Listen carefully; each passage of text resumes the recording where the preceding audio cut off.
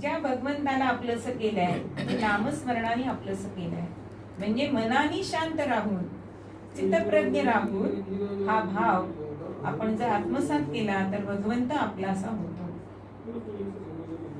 बघा, शांती भावानी किंवा सख्य भावानी आपण बघितलं, त्याचं एक उदाहरण देते की एकदा पेंग्याला कधी नव्हतं त्याच्या आईने ताक दिलं बरं का.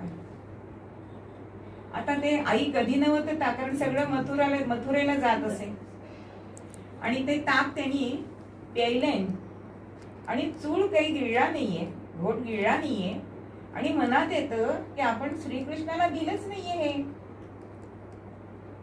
आता काय करावं, चूळ तोंडातच आहे, ताक तोंडात आहे आणि तिकडे सगळीकडे कृष्णाला शोधत निघालाय. बरं, खुणेनी सांगतोय कृष्ण दिसलाय, असं करतोय, तोंड उघड असं सांगतोय खुणेनी आणि भगवंत आ करतोय आणि हा आपली चूळ त्याच्या तोंडामध्ये टाकतोय. म्हणजे वेडी गवळी आणली पोरे त्यांचे ताक प्यालो बारे, वेडी गवळी आणली पोरे त्यांचे ताक प्यालो बारे, हल्ली भिल्ली नीती बोरे उच्चिष्टाचे दूध रे, उच्चिष्टाचे दूध रे, रक्ताची आघातासाठी तुझ्या प्रेमासाठी सोनिनी विराज रे, सोनिनी विराज रे. भगवंतानी तो चूळ घेतलाय. आता सगळेजण म्हणतात भगवंत तुला उष्ट दिलाय. भगवंत म्हणतोय मला सगळ्यांनी ताक दूध लोणी सगळं दिलंय, पण असा तांब्या कोणी दिला नाही.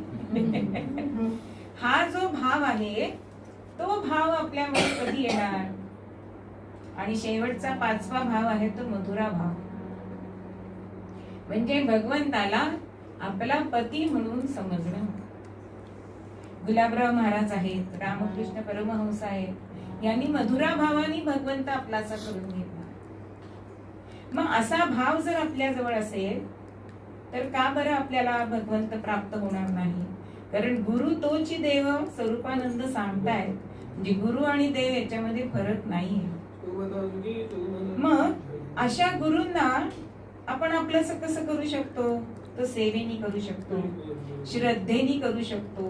कारण श्रद्धा आपण काल बघितलंय की श्रद्धा ही त्यांची मुलगी आहे. रामकृष्णांनी विवेकानंदांना आपली श्रद्धा नावाची मुलगी दिली आणि श्रद्धावान लभते